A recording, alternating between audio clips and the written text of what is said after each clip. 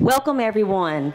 Today's date is Thursday, March 20, 2025, and you are in attendance of our superintendent and board recognitions. And we are delighted to have such a crowd and all of the attendees. And so we start with Ms. Dupree and Ms. Tate.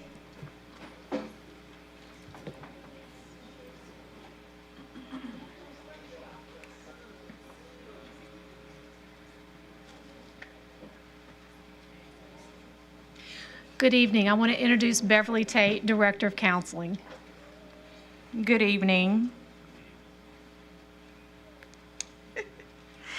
This is the most exciting time of the year. Greetings, Madam President, Vice President, and esteemed board members in the absence of our superintendent. This is an amazing time of the year. We're excited to announce our counselors of the year.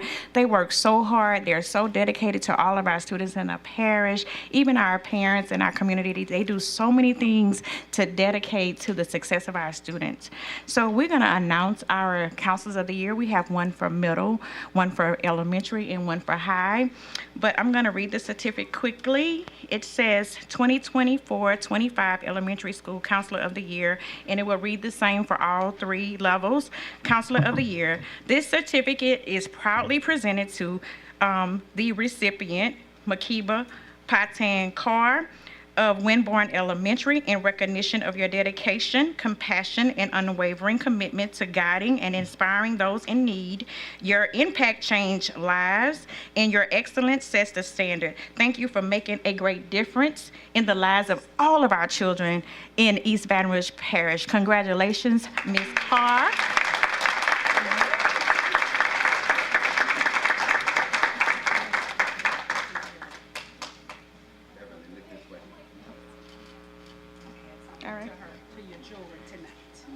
Thank you. She is amazing. We're excited for her. Congratulations. And the following certificate reads the same for Ms. Udana Green of Capitol Middle School. I'm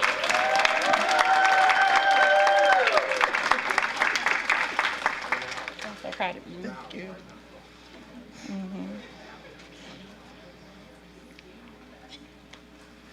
Okay. Take pictures with her in the middle. Yeah, I can.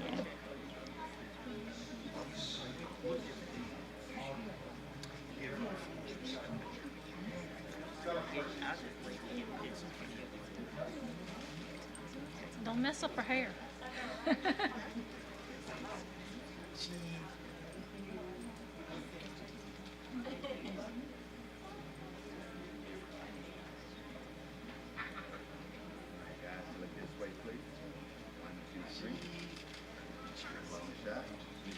You did that.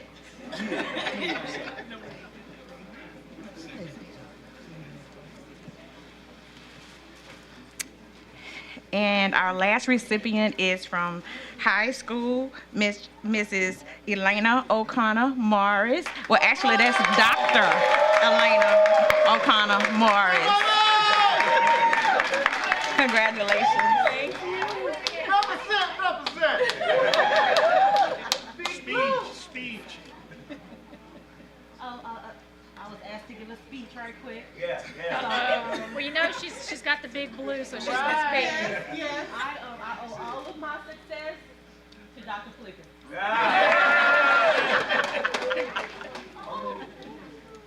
How about me? Oh, you should. How about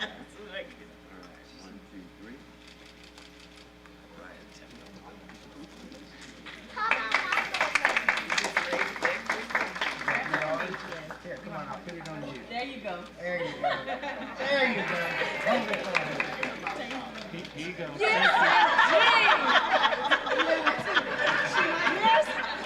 Can I say something? Yes, absolutely. So I just want to say thank you to our counselors because they're the heart of our school, and thank you to Ms. Beverly Tate and her team for supporting our counselors. They've really been out there and we're making a difference for kids. So thank y'all, and thank you for allowing us to do this recognition tonight. Thank you. Thank you. Next, we have Adopt a Teacher, and Ms. Lands and Dr. Flicker will be up next.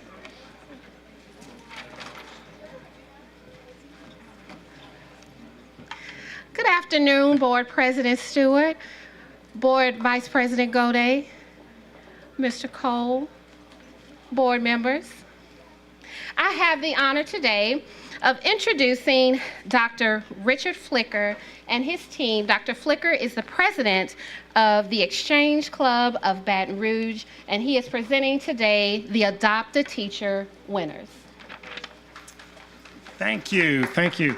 Actually, I'm the immediate past president, but I do have two other past presidents with me, Miss Lillian Grossley and Miss Sue Hayes, both of whom have been in the Exchange Club for a number of years, and they're here to help make the presentations. If the teachers who are here will kind of come up toward the front, I just want to make a few remarks and then introduce the teachers, and I believe there's a PowerPoint. So this is the 28th year for the Adopt a Teacher project. The Exchange Club is part of the National Exchange Club, which has been around for 114 years, with about 600 exchange clubs around the United States. We started the club in Baton Rouge 29 years ago, and at our very first board meeting, someone indicated that they had their daughter had spent a couple of $1,000s out of her pocket. She was a new teacher, and we didn't know that new teachers spent money.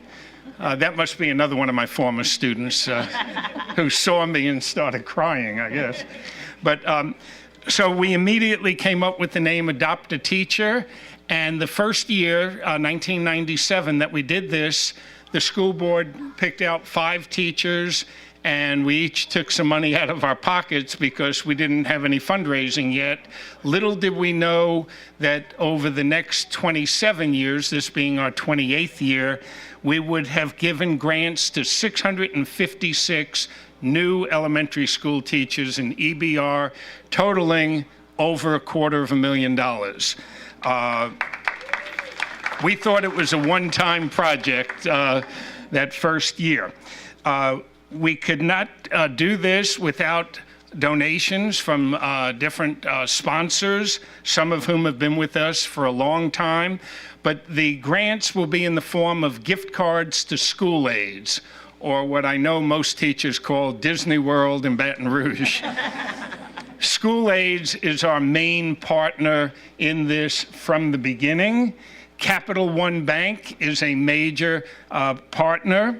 Then also Citizens Bank is another partner. They were a little more recent, I think about 4 or 5 years.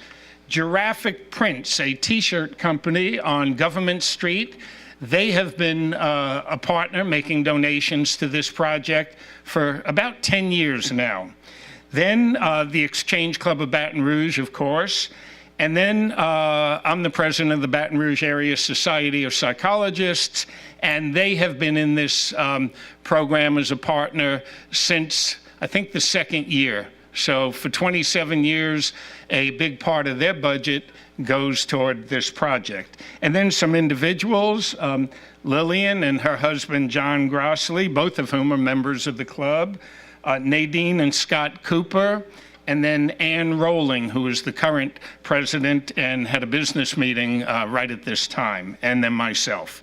Okay, the only other comments I would make, the Exchange Club has many different projects, from the youngest citizens in our community to the oldest. Child abuse prevention is our main national project, but Adopt a Teacher is our signature project, given how many people. We estimate over 100,000 children, at least 100,000, have benefited, especially from the teachers who received grants 28 and 27 and 26 years ago and have purchased things that they reuse every year in their classrooms. And you add up all those kids, that is a major impact.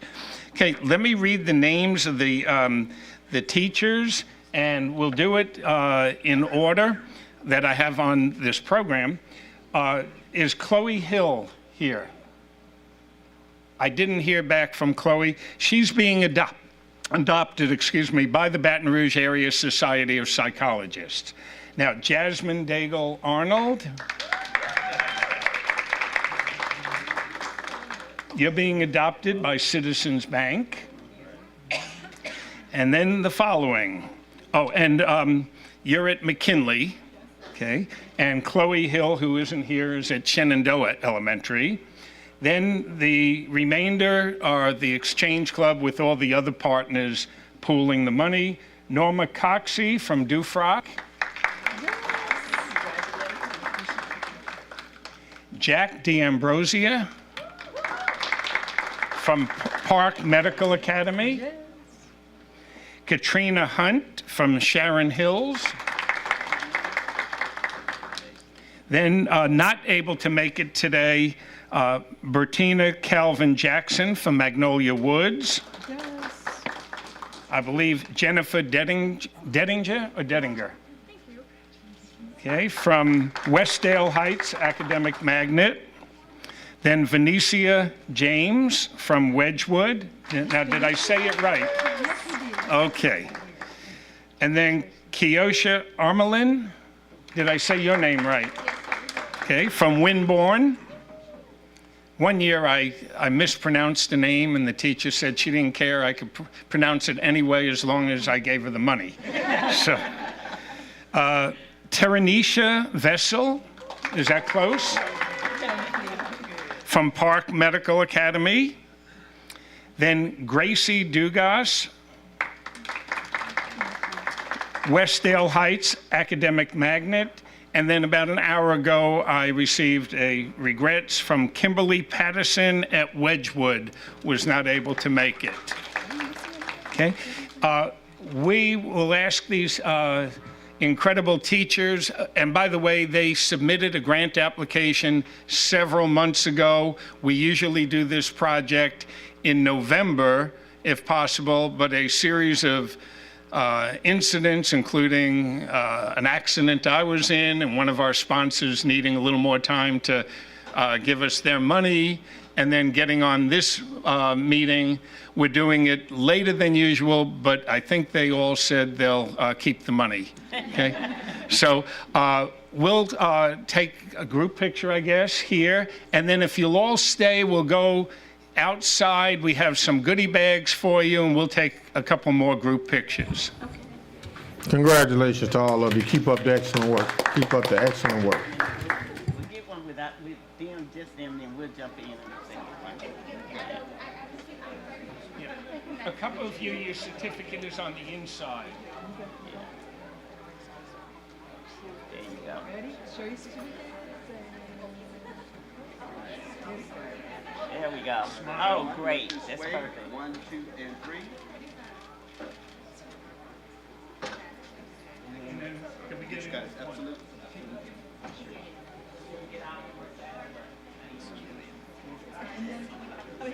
And Sue, you get on this side. Recognize that face.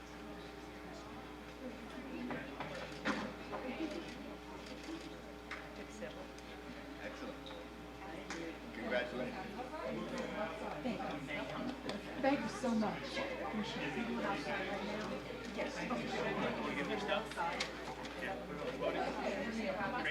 Good meeting you again. And thank you.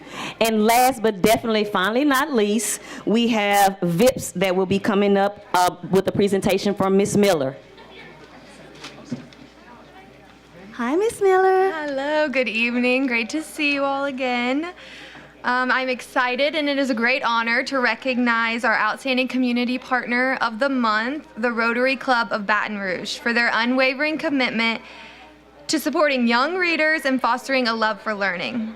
The Rotary Club has been a steadfast supporter of our schools, providing dedicated volunteers who read to students at Westminster Elementary once a month. Their consistency and enthusiasm has created a meaningful experience for students, helping to build confidence, improve literacy skills, and inspire a lifelong love of reading. And this semester, the Rotary Club had more interest, more volunteers, and they expanded their reach to doing this reading initiative at Glen Oaks Park. So now they're at 2 schools once a month, ensuring even more students benefit from their time, care, and encouragement.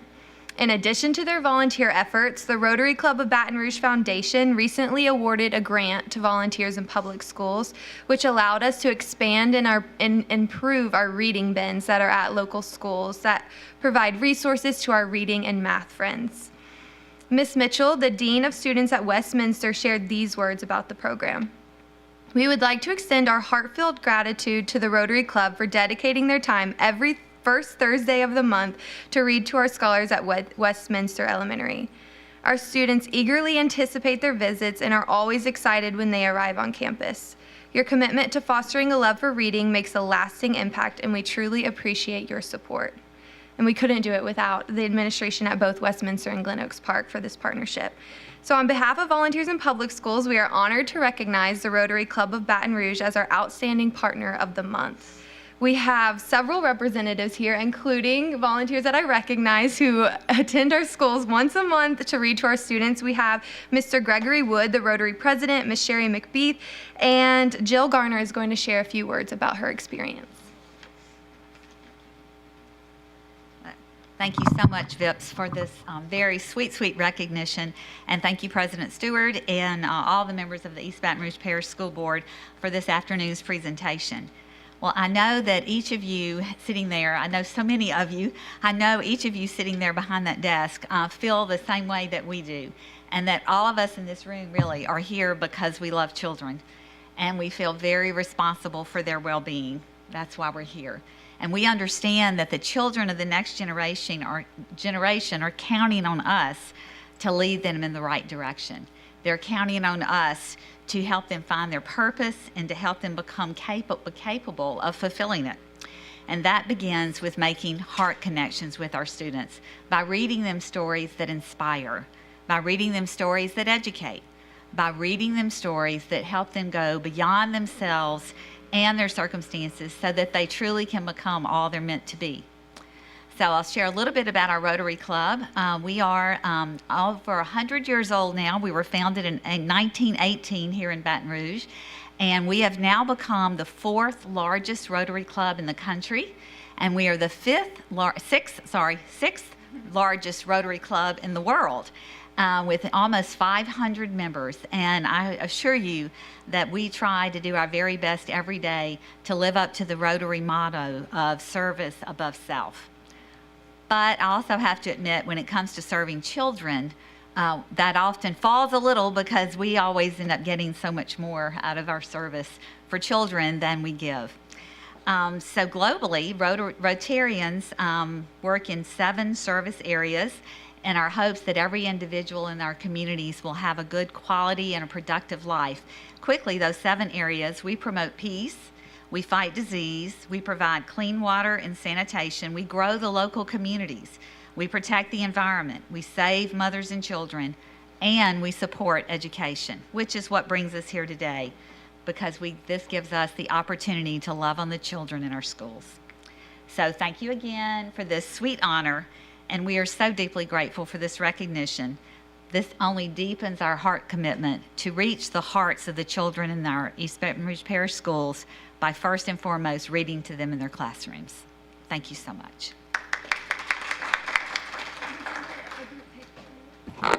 Yes, come on, let's take a picture, and I'm gonna come down too.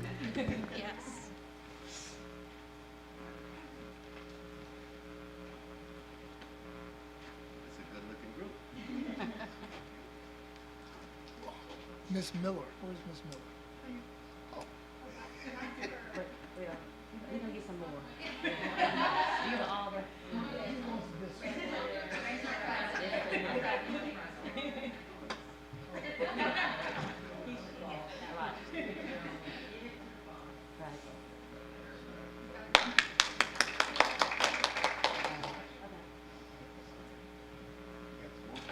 Hold on, we gotta drape everyone first. Y'all have to get your jewelry.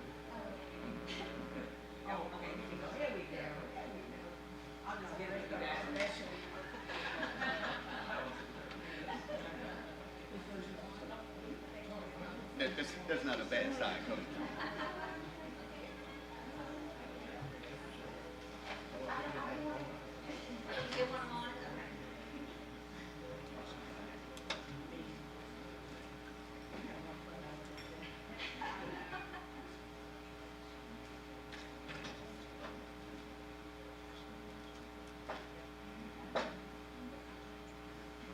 I know I always have that. All right, guys, looking good. 1, 2, and 3. All right, thank you.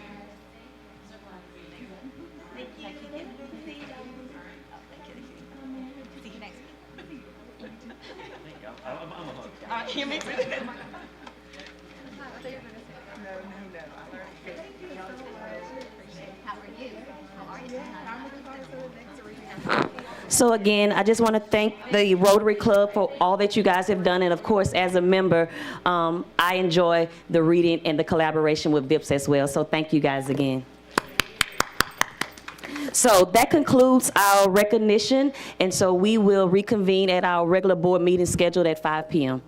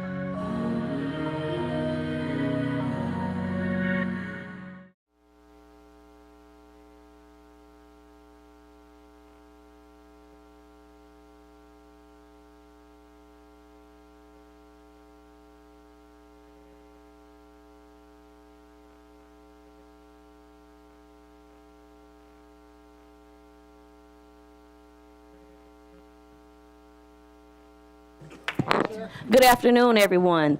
Thank you for coming to the East Baton Rouge Parish School Board meeting Thursday, March 20th, 2025, 5 p.m.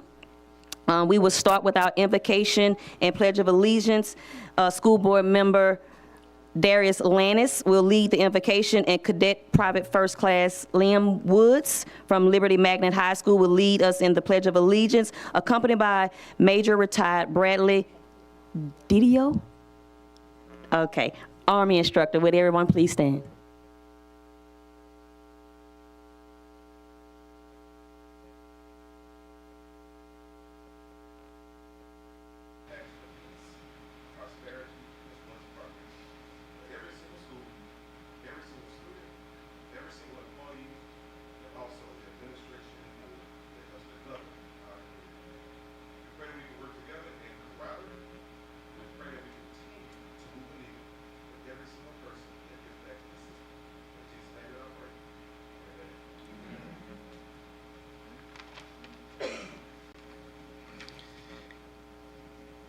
Good evening, ladies and gentlemen. President Stewart, Superintendent Cole. Other members of the board, I'm Major Retired Bradley Diuto, Army instructor at Liberty Magnet High School of the JROTC program. It is my distinct honor and privilege to introduce to you one of our superior cadets. Cadet PFC Liam Woods. While participating in his first year of JROTC as a Let 1, he has participated in drill team, rifle marksmanship, and joint level academic board team, all while maintaining over a 4.0 GPA throughout the school year. In addition to these accomplishments, he has recently competed in the parish-wide Let 1 board and received first place in this competition. Here, Cadet Woods showed exceptional knowledge of military history, customs, and leadership. Additionally, Cadet Woods has done a great service for the community in participating in service learning activities at various schools like Highland Elementary School. After graduation, Cadet Woods plans to study automotive engineering, pursue his passion of automotive design and development. Cadet Woods, to date, has been a model JROTC cadet and embodies our core values. So here I present to you Cadet PFC Woods, Liberty Magnet High School Patriot Battalion.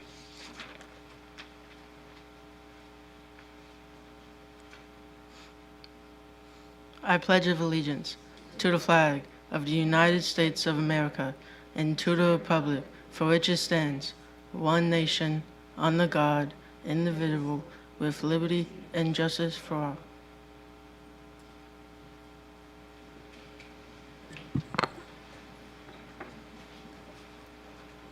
Yes, sir. On behalf of the school board and the superintendent, we'd like to present you with this medal and keep up the good work that you're doing. And good luck in all of your future endeavors. We need officers like you, sir. Thank you very much.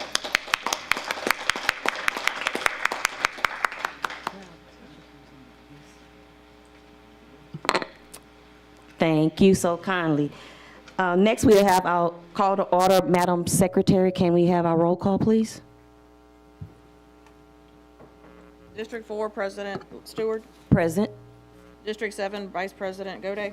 Here. District 1, Mr. Blue. Here. District 2, Mr. Lannis. Present. District 3, Ms. Powell Lewis. Present. District 5, Mr. Lewis. Present. District 6, Mr. Russ. Present. District 8, Ms. Sule. Present. District 9, Mr. Martin. We have a quorum.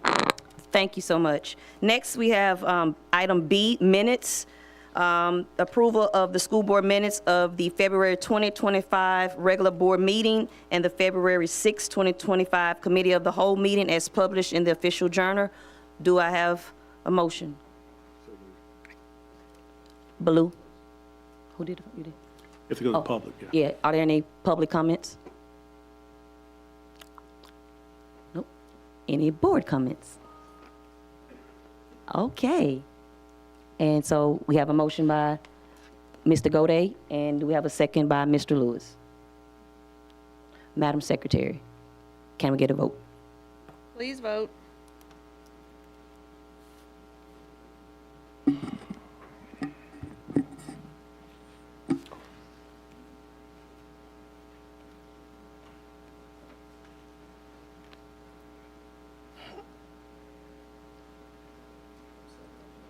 Has it come up yet? No, it hasn't. There we go.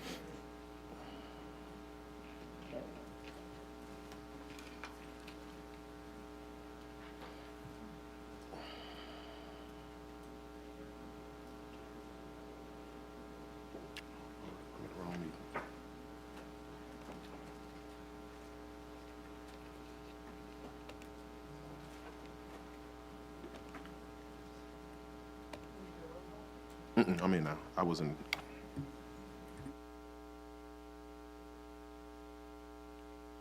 The motion carries. Thank you. Next, moving along to C, information only. We have monthly financial report and personnel changes. Are there any public comments? Okay. Oh. Next, okay. Any board comments? No board comments? So do I have a motion? Oh, no motion, just information?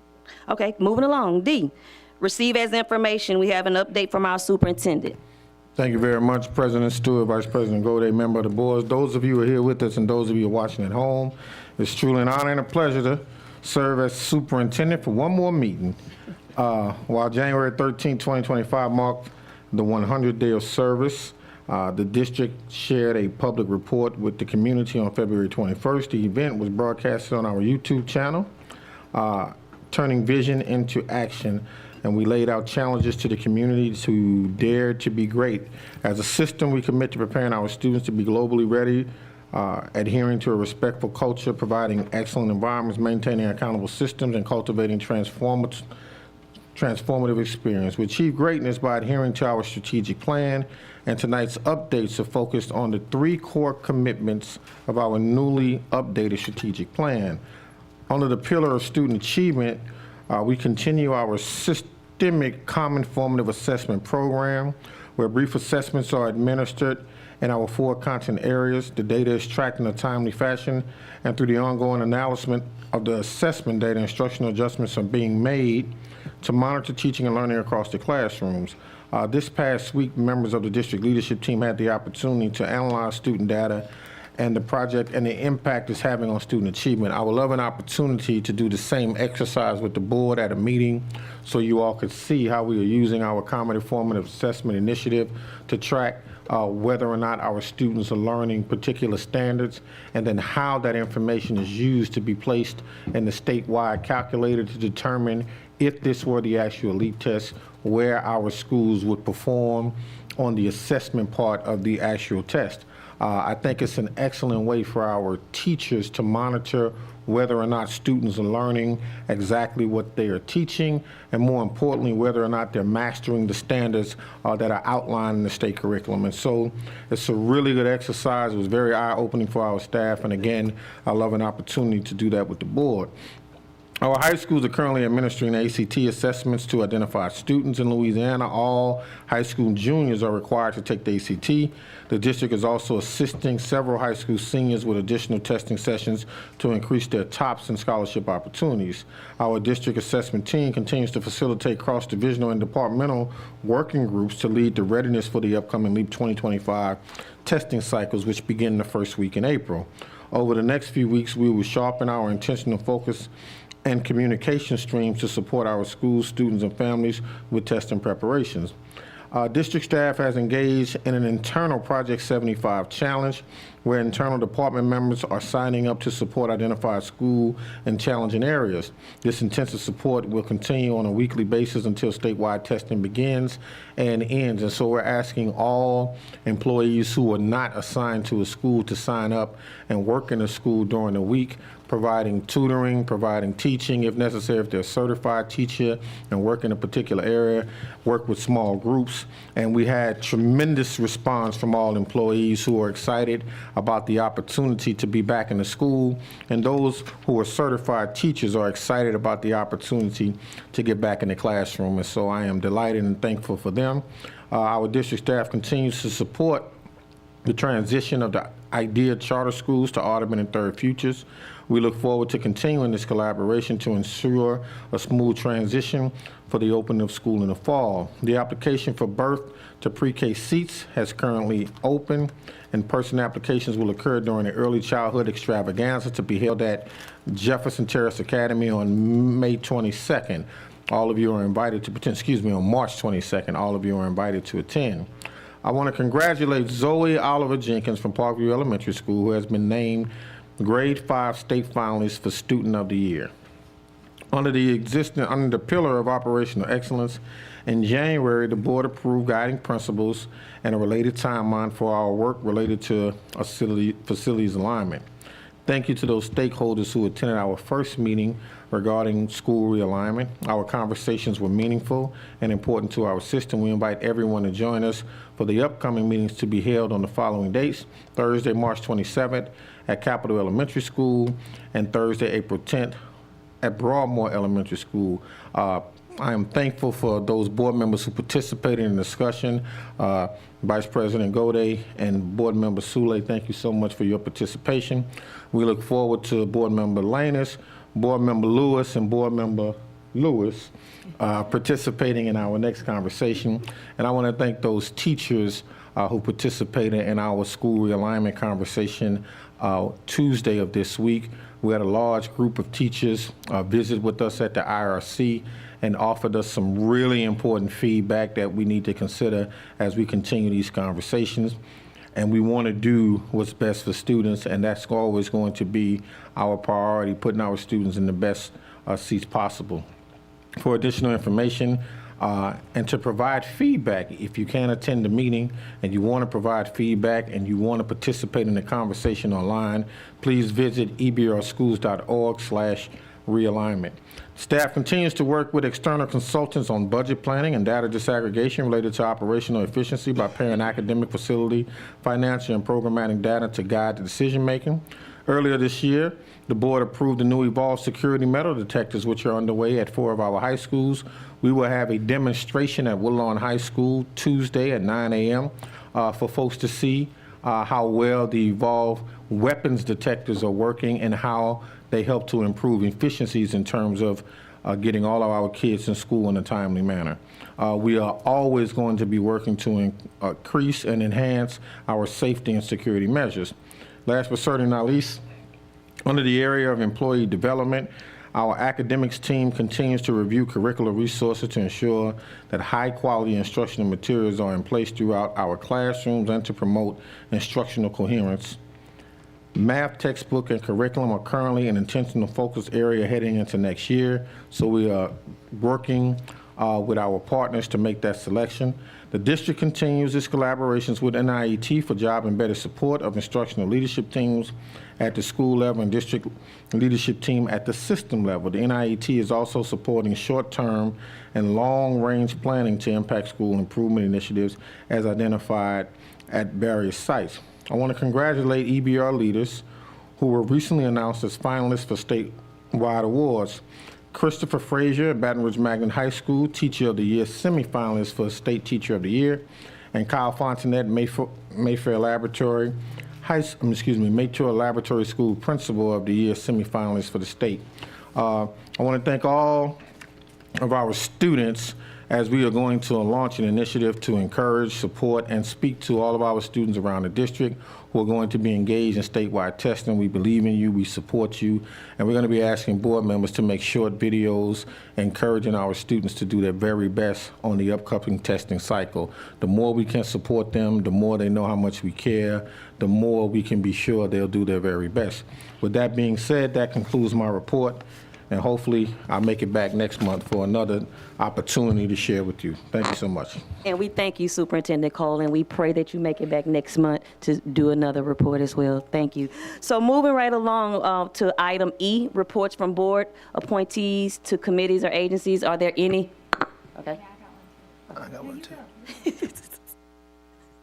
Thank you. And before I get started, I just wanted to congratulate Superintendent Cole and the staff and all of the staff of EBR because, you know, several years ago when we tried to go to standardized testing where all schools took the same test and we could see results and start implementing, there was a lot of background noise to that.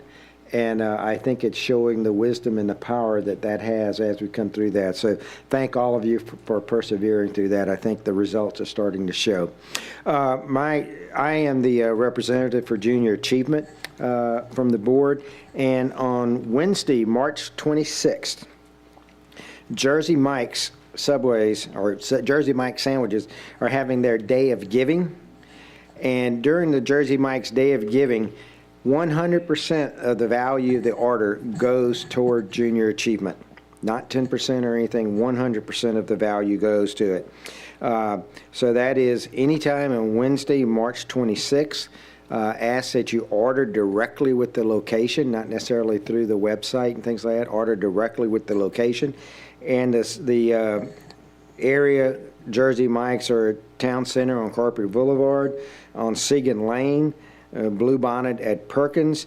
There's one in Gonzales, and there's also one in Port Allen. And since JA covers the whole area, all 5 of those Jersey Mike's are part of that. So if you have a reason to buy lunch or anything like that for your work group or anything else, I ask you to please consider ordering that from Jersey Mike's because, again, 100% of the value of your order will go to junior achievement on that day. That's Wednesday, March 26th. Thank you. Thank you, Mr. Gode. Next, we have Ms. Sule. I attended my first Eye Care Advisory Committee meeting yesterday, and they had a few things to share. One is they have a tax renewal coming up on May 3rd. And so they were talking about letting the community know about that. They have to renew their tax every 10 years. So this will be the next time it's up. I also was able to hear different eye care specialists talk about the different schools that they're in and made a tally every time a new school was mentioned. They mentioned over 20 schools that they've been in just in the past month. And they are focusing a lot right now with vaping and raising awareness with kids from preschool all the way up about what vaping is and what it looks like and why it's not a good idea. And so they're doing a lot of other things too, but there was a lot of focus on that recently with eye care in our schools. Thank you, Ms. Sule. And so now we have Mr. Lewis. Good afternoon. I am the representative for VIPS, for the school board representative for VIPS. On Monday, we held our monthly board meeting. It was really interesting, very enlightening. VIPS is doing some outstanding things in our schools. Some of the main takeaways were the fact that they have lost one major contributor, which was the Baton Rouge Little Theater. So they're going to ramp up their fundraising activities. The main takeaway from the meeting, one of the board members shared, she's been volunteering in schools since 2000, and she's recently had 2 students that she read to who have brought their children to her. They wanted her to specifically sit down with their children and start to read, which goes to, I think it was Emerson who said, the wonderful thing about teaching is that you never know where your influence will end. Here's a lady who's 25 years later, children remembered her, and now they're bringing their kids to her. So just think about the impact that VIPS could have across generations. Thank you. Thank you, Mr. Lewis. Superintendent? Board members, we normally have a school report during my report, but tonight we're going to hear from the Center for High School Success, and our principal at Capitol High School is going to participate during our presentation. So in lieu of the school report, and in an effort to streamline our presentations, he's going to participate during that report. So I just wanted to make mention of that. Next, we have item F, our consent agenda. Consent agenda. The following items are to be approved as part of the consent agenda and are considered to be routine and will be enacted with one motion. There will be no separate discussion of items unless a board member so requests, in which event the item will be removed from the consent agenda and considered as an item on the regular agenda for a separate vote preceding the last item on the regular agenda. 2, Broadmoor Middle Site. Consideration of a request for the use of the Broadmoor Middle Site as an esports and athletic facility on the Broadmoor Middle Site. Mrs. Anderson, Ms. Jones, and Mr. Jaffriot. 3, school relocation, McKinley High. Consideration of a request for the approval to relocate McKinley High School to the Kenilworth Middle School site for the 2025-26 and 26-27 school years. Mr. Gilbert and Ms. Anderson. 4, demolition of Arlington Preparatory Academy. Consideration of a request for the authorization for staff to advertise, accept the low bid, meeting specifications, and make the award of contract for demolition of Arlington Preparatory Academy, as specified in A plan to improve facilities, technology, discipline, and compensation in the East Baton Rouge Parish School System.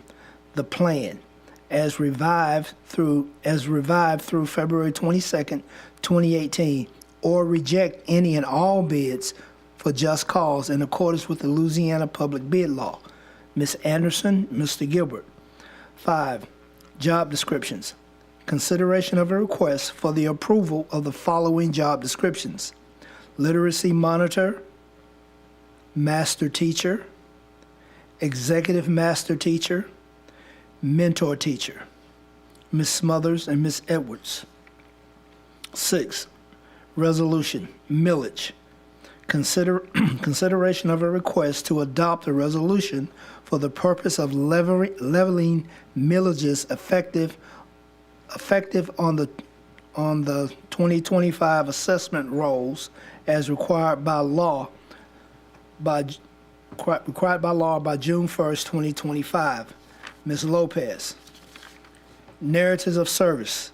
Notice is hereby given to the Parish School Board for the Parish of East Baton Rouge, State of Louisiana, acting as the governing authority for the Consolidated School District Number 1 of the Parish of East Baton Rouge, State of Louisiana, the district. Plans to consider and adopt at its meetings on Thursday, March 20th, 2025 at 5 p.m. at the Parish School Board Office, 1050 South Foster Drive, Baton Rouge, Louisiana. The resolution is required by law for the Office of the Assessor no later than June 1st, 2025, for the purpose of leveling millages effective on the June 2025 assessments rolls. 7, graduation agreements. Consideration of a request for the approval of an agreement between the East Baton Rouge Parish School Board and the following: Southern University in the amount of $68,490 for the rental of the F.G. Clark Activity Center for high school graduation. B, Louisiana State University in the amount of $58,000 for the rental of the Pete Maravich Assembly Center for high school graduation.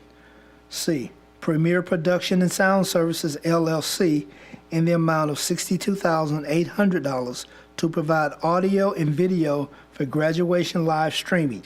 Funding source, Joan Fund. Mr. Smith, Ms. Williams, and Ms. Edwards. 8, Intergovernmental Agency, Baton Rouge Police Department.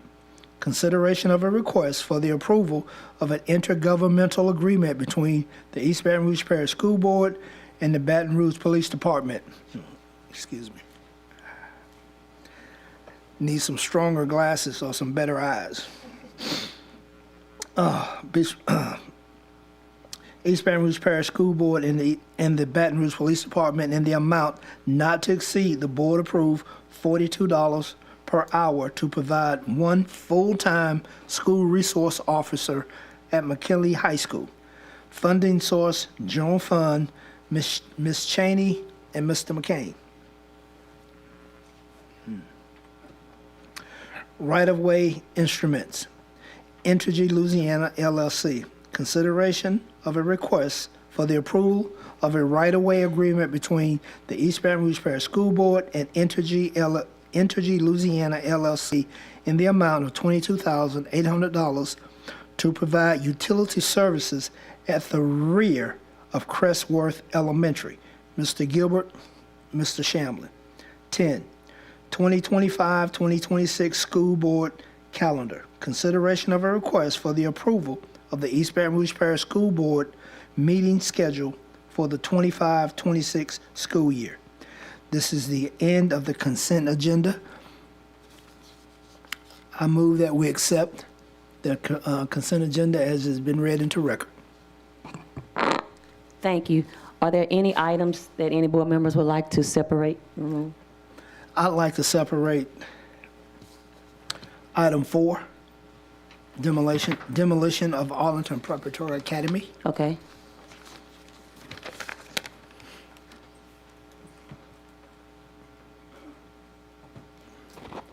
Anyone else? Any other items? I'll second the motion. Okay. Any public comment? Any board comments? Actually, I have a comment. Okay. So Mr. Lewis made a motion to accept the items as read. You are pulling an item, so you might want to back friendly amend your motion Okay. to approve minus the inclusion of number 4. Okay. Okay, so you want to make the friendly, so Coach is making a friendly and Mr. Landis is going to second it? I would have to make it because he's the maker of the motion, Oh, I so can't- I I offer can't. the friendly amendment to pull item 4. And do I? I say, Okay. I accept. Okay. Any comments? Yeah. No, Mr. Russ. Russ, yeah, Russ. Yeah. Gotcha. Okay, so no public comment? Nope. No board comments? Madam Secretary, can we call for a vote? And I guess, and let them know, repeat what the actual item is, the motion, rather.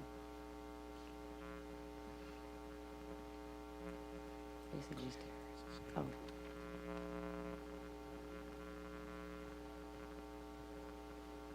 You want me to read the motion? Yeah, just so we can make sure. The following items are approved as part of the consent agenda excluding item number 4. All right, thank you. Can you call for a vote? Please vote.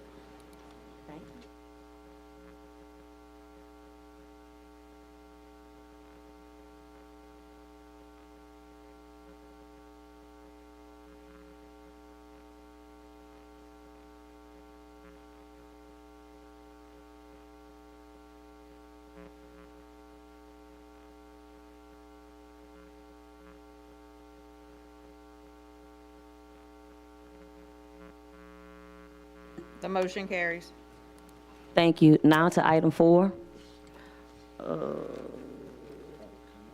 Any public comment on item 4? Oh, I'm sorry. I read it. Number 4, demolition of Arlington Preparatory Academy. Consideration of a request for authorization for staff to advertise, accept the low bid meeting, accept the low bid, meeting specifications, and make the award of contract for demolition of Arlington Preparatory Academy as specified in the A plan to improve facilities, technology, discipline, and compensation in the East Baton Rouge Parish School System, the plan, as revised through February 22, 2018, or reject any and all bids for just cause in accordance with the Louisiana Public Bid Law. Any public comment? No. Any board comment?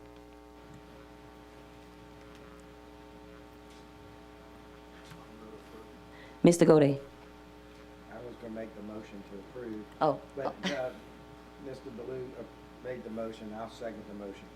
Okay. And Mr. Lewis? There's no doubt that Arlington needs to come down. It's an eyesore in the community. It's been sitting there empty. I have no objections with it coming down. I'd like to see it come down yesterday. However,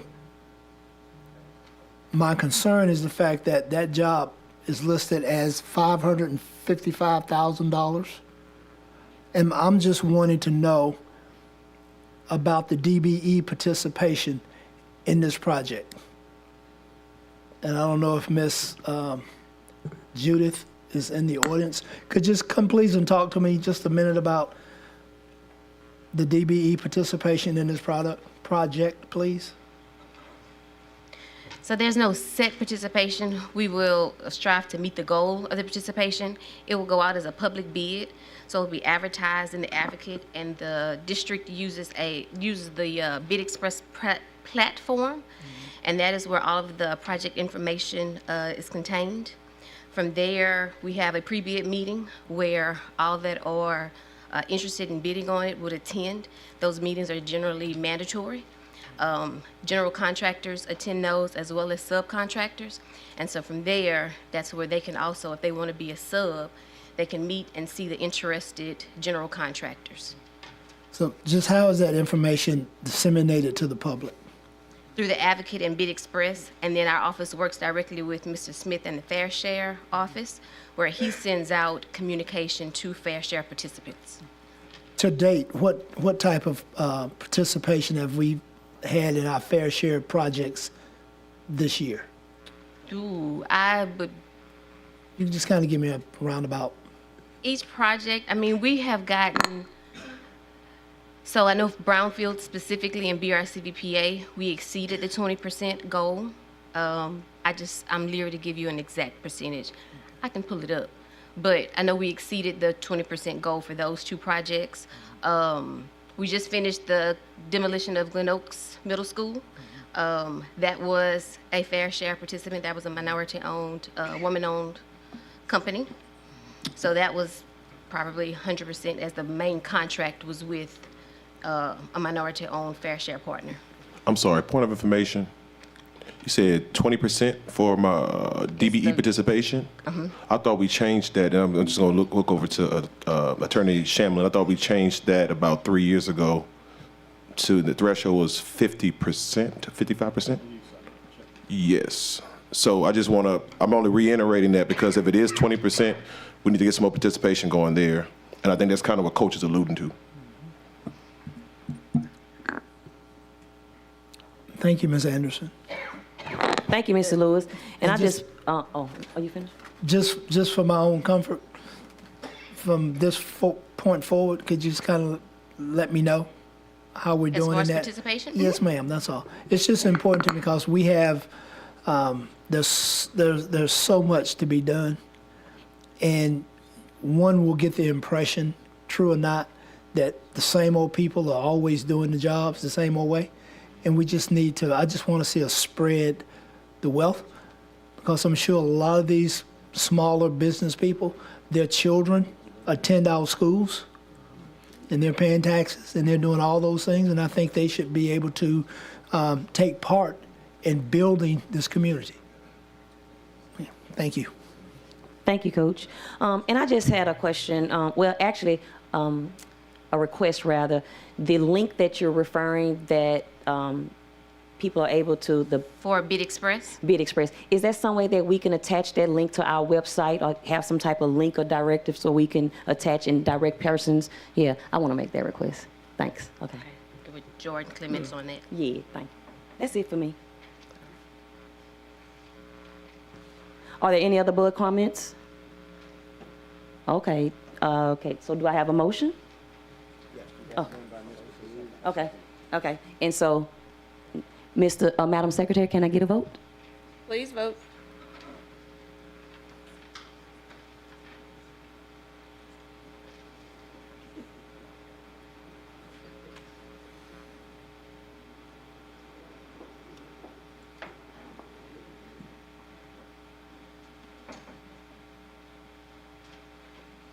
The motion carries. Thank you. Next, we go to item G, new business. Board members, have you had the opportunity to review the cases? Do we have to go case by case? Oh, we do? Oh, God. Yeah. Okay, first one. Have you had an opportunity to look at the case, number one? Do we have a motion to hear the matter? Okay, do we have a second? Okay. Okay, so we have, so this matter will be scheduled for the next regular meeting, Attorney Shamblin? Yes. Okay. That's it. Okay, moving along. Item 2. Do any board members had the opportunity to review this case? Do I have a motion to hear this? Okay. Number 3. Have anyone had an opportunity to look? Do I have a motion for number 3? Okay. Moving along. G4. Board members, have you had an opportunity to review this case? And do I have any motions to hear this? Number 5. Do I have a motion to hear this one? Number 6. Do I have a motion to hear this? Madam Okay. President, point of information, and I don't know if this is parliamentarily correct, but I got my numbers mixed up with which one was which. We were moving pretty fast. I did want to move to hear item 3. I don't know if Attorney Shamblin, if we can do that. I don't mind. We can go back to 3. So I have a motion for 3 by Board Member Russ, and then I have a second by Board Member Lewis, Paul Lewis. Thank you. You're welcome, no problem. I'll slow it down. Are there any, had you guys looked at any of the previous other ones? Because we were at 6, 4, 5, and then 6. Okay. Moving along to item H, we are at presentations, and we have H1, we will have a presentation from iCare. Paul Lewis was a second.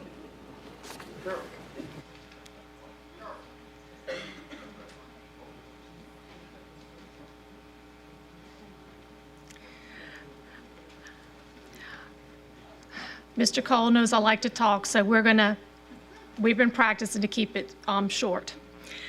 So first, Board President, Vice President, esteemed board members, and Superintendent Cole, thank you for giving us the opportunity to provide this short presentation to you on how our area helps assist students through district-wide interconnected processes so they have successful student achievement. On this slide, you will see the departments in our area that support student achievement. Next slide. This slide may look very familiar to you. This is our MTSS framework. Today, we're going to focus on behavior because that's the area my office focuses on. If you look at the arrow for school counselors, they support Tier 1, which is universal prevention. School counselors also support Tier 2, which is targeted interventions such as small group. School social workers and mental health professionals focus on Tier 3, which is intensive one-on-one assistance in its clinical intervention. You may also notice that iCare supports all 3 tiers, Tier 1, Tier 2, and Tier 3. When you have time later today, please take a few minutes to look at this flow chart. It shows how we identify student concerns, triage those concerns, and provide appropriate supports through the departments in our area, including other areas such as ESS. At this time, I'd like to turn the presentation over to Ms. Beverly Tate, who is the Director of Counseling. I also forgot to introduce Dr. Bridget Webster, Director of Mental Health Services, and Erin Pusho Bradford, Director of iCare. Ms. Tate? Good evening, everyone. Counselors, we support students across the district in a variety of ways.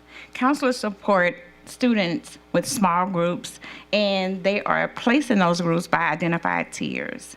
We also facilitate the SEL assessment, which is actually going on now. We do beginning of the year and the end of the year. We collaborate with different departments to extend our support. We use referral process through the online platform. Counselors are also SEL team members. We are also a part of the crisis team. We're also the lead on the crisis protocols. We are also team members, SBL team members, and we provide behavior support. We also identify students in need, whether academic or behavioral, and that is determined by the SEL assessment and a preponderance of other evidence. We also monitor students in all tiers and all grade levels, elementary, middle, and/or high. The students are placed in tiers 1, 2, and 3 by the SEL assessment, which you're currently taking, and also evidence and referrals from teachers, principals, and other members of the faculty on the school. We have our early warning indicator checklist that's hyperlinked, and so at your leisure, if you'd like to see how those students are placed in those tiers, you can do so by clicking the link at your leisure. Thank you.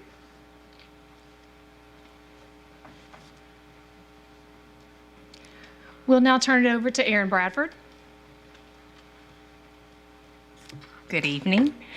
So the iCare program's mission is to provide prevention services to East Baton Rouge Parish school system and community. And so we're a dedicated TACS, as you know, that we go into the schools and we provide the support to our pre-K through 12th grade students so that they learn how to make healthy life choices. The way that we do that varies across the schools. Each school is different, and so we take that into account when we're serving our schools, but we have about 20 iCare specialists that go into the schools and serve the students. I'd like to call your attention to the top of this slide where there's data.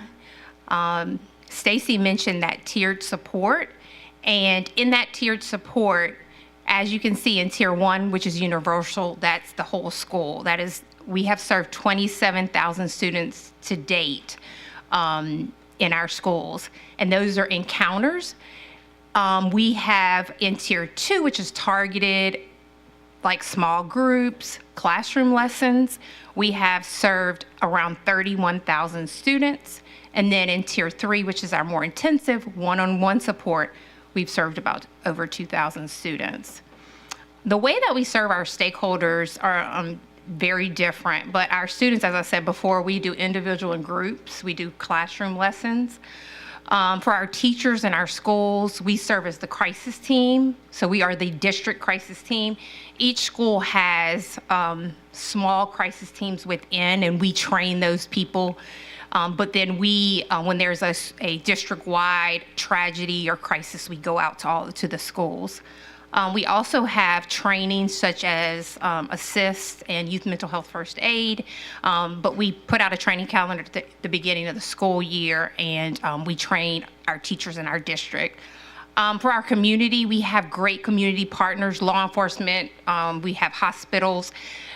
We have an advisory council, and many of those community partners sit on our advisory council, and they help us to make decisions and to monitor kind of what's going on in our program. And then for our parents, we do PTO presentations and provide them with materials and resources just to help their young people. So if a student needs more intensive support, because again, we're prevention, so we do a lot of like skill building with students, but if a student needs like long-term support or more intensive support, then we refer to our mental health department, which is Dr. Bridget Webster. So I'll have her come up.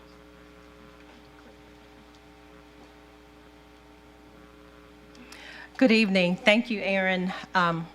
So the Mental Health Services Department focuses on helping students to help them to grow in their mental and emotional well-being. We do that through psychoeducation, empowerment. We collaborate with the stakeholders in the schools, counseling, and we do service with our students. We want to help them to build healthy relationships and help them to recognize that their peers may have differences of opinion, and we try to help them to learn how to accept those differences among their peers. Ultimately, we want to help them maximize their potential. So our providers are all master's level. They have licenses that reflect, as you can see on the screen. We provide clinical therapeutic interventions. And so we're required by Louisiana law to obtain written consent from the parent or guardian. After receiving that consent, then we go on to do our screenings, our assessments, and treatment plans to support that student in addressing the concerns that they have brought before us. The frequency and duration of service is determined by the provider, okay? And so there have been times when students have been identified as needing additional support. They need more intensive support. And an example of that might be a student has become a danger to self or others, and so we provide the parent or guardian with resources to get that additional support. After receiving support, they then come back into the schools. We pick up with Tier 3. If they have accomplished their goals and objectives, then they can matriculate down to Tier 2 or possibly Tier 1. We have partnerships with health centers and schools, Capital Area, Human Services District, and Open Health. The reason we have those partnerships is because we have only 31 providers, and as you know, we have 80 some odd schools. Our providers are there to serve their home school, but because of the limited number, we have them go out and support our elementary campuses 1 day a week, but they're at their home school those other 4 days. I'd like to call your attention to the data up on the left-hand side. As Ms. Bradford mentioned, the eye care team provides universal support, and they also provide small group and individual. To date, we have provided just under 11,000 Tier 3 encounters for students.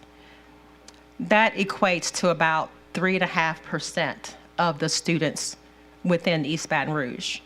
And if you remember the pyramid that Stacy showed you, Tier 3 is about 3 to 5% of students. And so we're right on target in terms of the numbers of students that we have been able to serve. Where you see support, it shows right at 2,500. That's a student who might have a situation happening in the hallway.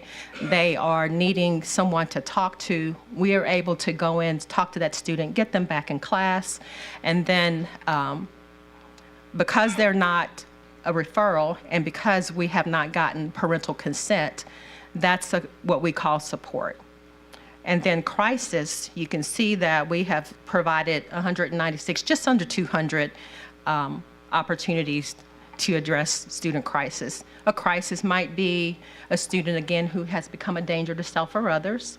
It might be a student who had a little situation, a medical situation, or it could be the school has suffered a loss from faculty member. We go in and partner with iCare to support those campuses.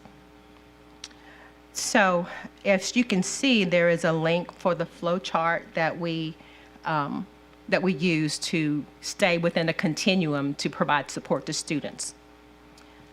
Thank you. Thank you, great team members, and thank you, board members, for allowing us to give this presentation. We're always available for questions and ready to support all our stakeholders, students, parents, faculty, staff, employees, whoever needs our help. We're here to support and answer their questions. Thank you. Thank you, Ms. Dupree. Sincerely appreciate all of the work all of you do, so thank you for working with our students. Don't go anywhere, though. Okay, so we have board member comments. We have Ms. Carla Lewis Powell. Powell Lewis, I'm sorry. That's all right. First, thank you for your presentation. I wanted to share from the very beginning when I saw that this presentation was added to our agenda, I would like to tell not only the crisis team, but all members of the iCare mental health and counseling team, thank you. Thank you for going into our schools, especially when we are experiencing tragedy. I got a chance to see many of your team just recently as a result of one of the most recent tragedies with Scotlandville High, and it was just a blessing to see you be there to support not only the students but the families that were affected, as well as the teachers and staff as well. So I wanted to tell you thank you. The other is I am also appreciative for the social and emotional interactions that you all have put in place. I was about to mention that back in the day, possibly when we were in elementary school, there used to be lessons that were provided, but then it was also mentioned today that you all have healthy life choice lessons, so I was appreciative to hear that as well. And then also, I just wanted to know if you all could kind of speak to the connection between chronic absenteeism and the behavior and emotional support that is offered. And then also, and then I have another question after that, but I just wanted to know, have you all noticed any trends that relate to our chronic absenteeism in connection with behavior and social emotional issues? I think there's a connection not only with that, but also with students' medical conditions, and that's part of our area too. So the nurses aren't presenting tonight, but they're part of that wellness support. So there definitely is. If a student is in distress, they're depressed, there's an issue going on, they may not come to school, especially the older they get when they have more freedom. So we are there. We have gone with CWA to visit a student that we were concerned about because they didn't come to school and someone gave us a tip. So there definitely is a connection. So we have to improve how they feel on the inside and how they're physically feeling so they can be here and learn in school. Thank you. So that's one of the importances of SEL, or social emotional learning. And for the record, CWA is child welfare and attendance, correct? Yes, ma'am. Okay. All right. And then the other I wanted to ask about was the ratio of students who are identified for services, but you do not receive the parental consent form.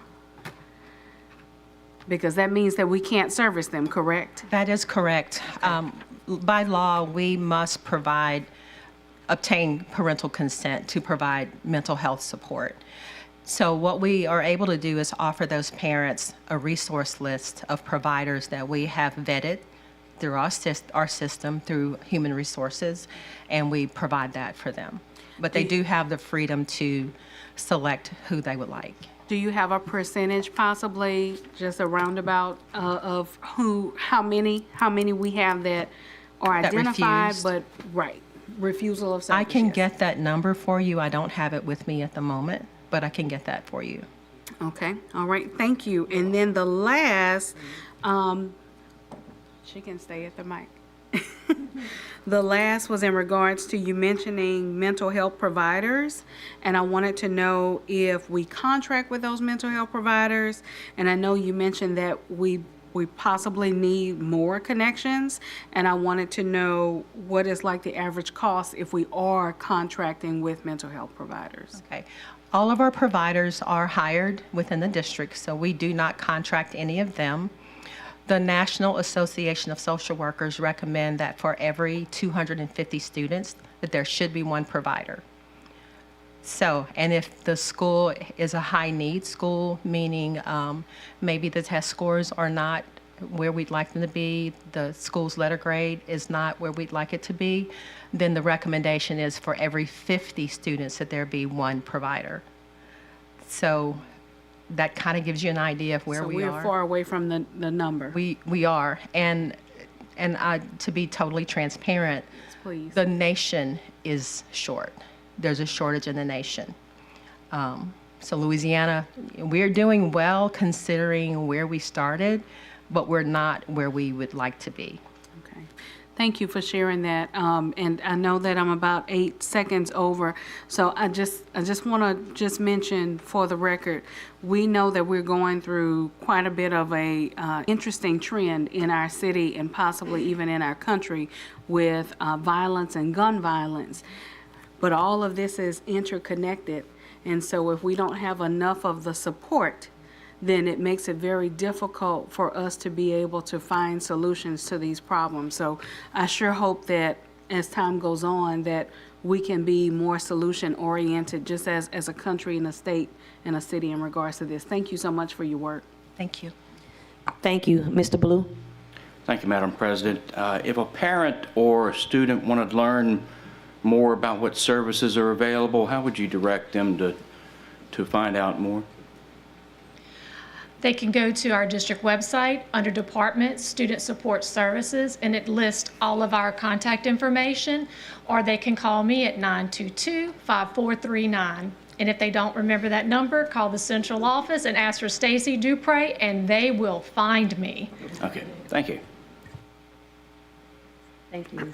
I'm sorry, Mr. Gode? Yes, thank you all for all the work that you do. I don't know who might be best to address this, but it was mentioned earlier by Board Member Sule about the upcoming tax election that supports the iCare plan.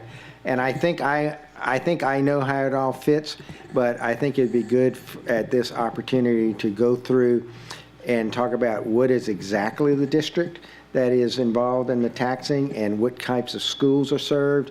So everyone understands that even though EBR is the lead agency on this, it is not just an EBR program, EBR public schools program. Okay.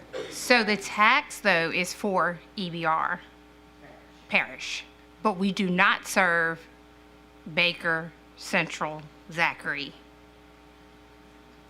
Ms. Shamlin? Well, let me clarify.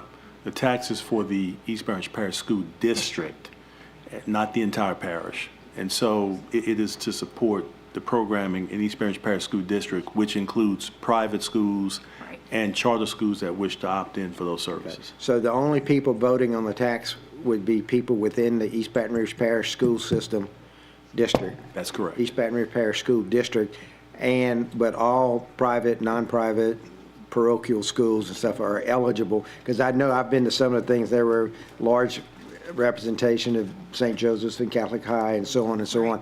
So I just want people to understand that. Yes, sir. That this is a public benefit, not just an EBR school district benefit. Right. We do Thanks. serve our private schools. We do serve Catholic, St. Joseph's. I mean, I can go on and on Right. and on, yes. We don't need to advertise for them, but that's okay. No, I just mean, we because they're all within our parish lines, and they vote, they're voters, and so we don't serve them like we serve our public schools, but we do serve. Thank you, Mr. Gode. Ms. Sule? Yes, thank you all so much for coming today and sharing. And I really wanted to say how much I appreciated the data. I like hearing what amount of kids are served at each tier. And I just appreciate y'all coming with that information. Thank you. Thank you, Ms. Sule. Mr. Russ? Thank you. I had some questions, but I want to first say thank you to our student support services for all the work that you do. I know that our students can often come with a lot of challenges that they can't face alone, and how important the work is that you're doing and how much ground you've got to cover with not a lot of resources. So really appreciate the support you give our students. I had a question following up on Mike about eye care, because I'm kind of just trying to understand the model. I guess first I would ask, am I understanding correct that is eye care like a 501c3 nonprofit, or is it just a program? Tell me more about it. Sorry, like brass tacks. What are we talking about? We are a dedicated tax, and we're embedded in the school district. Okay. So it's a mill tax, and the money funnels through, and then. So it's a program. It's a program. It's not a standalone entity. No, sir. That's what I was trying to understand. Definitely a program. It's a program within the school system, administered by the school system. Which is why Okay. Stacy Dupree is my boss, because the school Got it. system. Okay. That helps a lot. I know that eye care, you're doing a lot more than what your mission calls for, and I think that's to fill a lot of the needs that we need in our schools. And I know that I've seen eye care at work. They do really great. You guys, your folks do really great work. I guess what I'm interested in is understanding if we're putting a tax in front of the voters, you know, I want to make sure that the mission and the program of eye care aligns with what you're doing. Yes, sir. Right. And I don't know what that looks like, but I want to make sure that when it goes before voters, that they know, what are we paying for? Right. And that, based on your mission and your vision, it doesn't necessarily reflect everything that you do. And so I guess my encouragement would be to consider looking at that and it reflecting more of what all the work that eye care is actually doing. Because I think you do a lot more than what it says right there, right? Yes, sir. And kind of filling all the gaps in student support services that is needed. And so I just wanted to understand that a little better. I appreciate it. Thank you. You're welcome. Thank you, Mr. Mr. Lewis. Hey, Hi. how you doing? Good, how are you? All right, this is kind of a two-part question. On your tier 1, 2, and 3, are you guys able to, because you talked about the caseload, are you guys able to track students that may start off in September as tier 1, and as the year moves on, he starts having more issues and more concerns, and all of a sudden now that kid's a tier 2 or a tier 3? We have a system called August Schools that we use, that we input all of our student encounters in, and then that system disaggregates the data to tell us things like that. How many kids have matriculated through and got to tier 3 or tier 2? How many kids stayed in tier 1? So Bridget and I both use that system and collaborate. That's great, because a lot with 250 kids per social worker, somebody can very easily fall through the cracks. The second part of my question is on addressing student needs. You have school counselors. Now I know a few years ago they dropped the term guidance counselors. So 2012. 2012. Well, a few years ago for me. But anywho, are these counselors, do y'all provide training to help them if they don't have a mental health background, that they can identify certain triggers and different things like that? This kid may be flying under the radar, but I can see something in his affect or the way, one day he's this way, the next day he's that way. Are our school counselors trained to identify these kids that could be eventually an issue, but they've just kind of flown underneath the radar? So, Beverly, not to step on your toes, I'm going to take this question because I also used to be the director of counseling many years ago. So all school counselors go through a program which is 48 hours, which includes identifying the needs of students, mental health issues, and other issues. However, they are not licensed. They can provide short-term interventions, which can be behavior or academic, And if they see there's a problem, for example, a student is severely depressed, we've worked with them, we see they're severely depressed, we will contact the parent and then work them over to someone who can give them clinical support either inside or outside the school system. In addition to that, Bridget's team, Beverly's team, and Aaron's team all provide ongoing training. In fact, we had an assist applied suicide intervention training. It was today, open to the public and to any school system employee who would like to come, and we have ongoing training. So anyone who wants to know about how do you help someone who's suicidal or has issues, we provide the training ongoing. Okay, and just, I've got a minute and 49 seconds left. On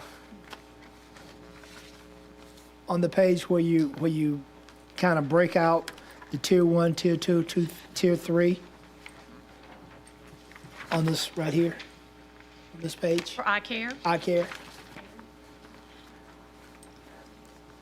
It has students, parents, teachers, schools, and community. Are these trainings mandatory for school leaders? So or am I a school leader? I'm saying, okay, Ms. Jones and Mr. Smith, you go. So we do have crisis team trainings. We have one in like the beginning of the school year, then we have another follow-up one, and it is mandatory for a principal or AP to go to those trainings. Because what we've done, we did this a couple of years ago, we set up a crisis team at every school, and the lead of that crisis team has to be the principal. So the principal has to be trained in order to manage the crisis when it occurs. I mean, an eye care specialist may be at another school, so someone has to manage that crisis, and it needs to be the principal. So we train all of our principals to be able to manage. And if I'm a principal and I think I'm just too busy for that,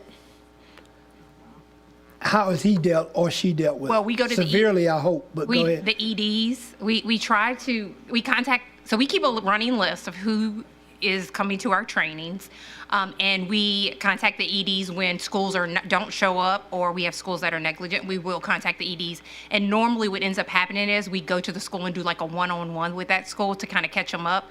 But we reach out to, we will accommodate all schools to make sure that everybody has the information and knows what to do. But yes, we normally go to the ED. Okay. My time is up. But guys, thank you for the wonderful work that you do. It's very much appreciated. Thank you. Mr. Landis? Thank you, Madam President. Is it Ms. Bradford? I'm just kidding, classmate. That's my former classmate, everybody.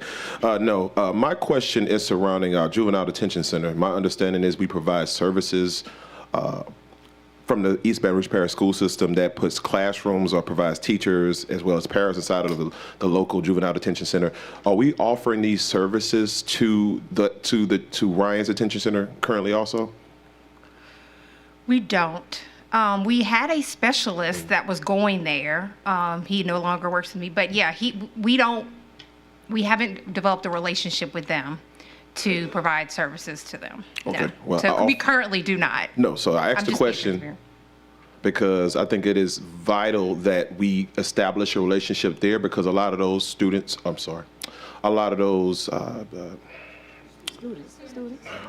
okay, I call them students. I want to say young adults is the word I was looking for. They come from our school system, they are part of our community, and they fall within the East Baton Rouge Parish School District. And they are the most vulnerable who need those types of programs the most. And I know that Ms. Tawana Wade, who is, by the way, a Glen Oaks High School alumni, she is very open to welcoming new partnerships. And again, I think this is one that will be vitally helpful and beneficial to those students or young people who are in critical need of these types of programs. Can you get me connected to her? Absolutely. Okay. Absolutely. Let's do Thank that. you. You're welcome. Thank you, Mr. Landison. I'm entering the queue. I just have one question, and it actually pertains to the mental health, Dr. Webster. I wanted to know, kind of chiming back a little on my board colleague, Paul Lewis, when you mentioned that we make referrals or recommendations for those students that may need, this extension. Exactly. Do you see that is there a need within our district for mental health counselors? For more? And what I mean is is it an option possibly for us to maybe have an entity or someone to come in to help us with those services, maybe Ms. Dupree or somebody, I don't know. I was just asking because I understand how important the mental health piece is and how it combines and works well with counseling, former mental health counselor. And so I do recognize at some junctions that when certain behavior patterns exist, sometimes it may be wise and our community isn't as informed about the mental health aspect and look at it as a taboo sometimes. And as a result, if they're educated and informed about how sometimes we can intervene with that piece, then, you know, it's a help and a plus for us as well. So I was just wondering, is that something that we should be open or looking at as far as mental health? So I'm happy that you understand what we work with. Dr. Bridget Webster is a LCSW back C. All of our social workers are LMSWs or LCSWs. Our mental health providers are LPCs or PLPCs. They're all clinical people. When Dr. Webster mentioned Tier 4, those are students who may be suicidal, homicidal, and may need to have inpatient. So when we say Tier 4, we mean inpatient facilities, because our ladies, we have all ladies right now, are clinical. So they provide those services. So Tier 4 is inpatient, something we cannot do. And we have kids who get to that point, and we want to make sure that we get in contact with their parent and we get them to free services if they need it. We also have partnerships with external providers who are community agencies, and any community agency who follows our guidelines and has students to see, our doors are open for them to come in and see students also. So we've had that door open for almost 10 years. So we continue to look for partnerships, but it helps when we have our own employees because they're right there. Thank you. Are there any more board comments? Okay. So that concludes the iCare presentation. Next, we have a presentation from the Center for High School Success with our principal from Capital High School, Brandon Fontenay. So please, come on down, ladies and gentlemen. The price is right for you this evening. Some of y'all may not be old enough to remember that show in the summertime with Bob Barker. They come in the Baton Rouge? I think we all should go.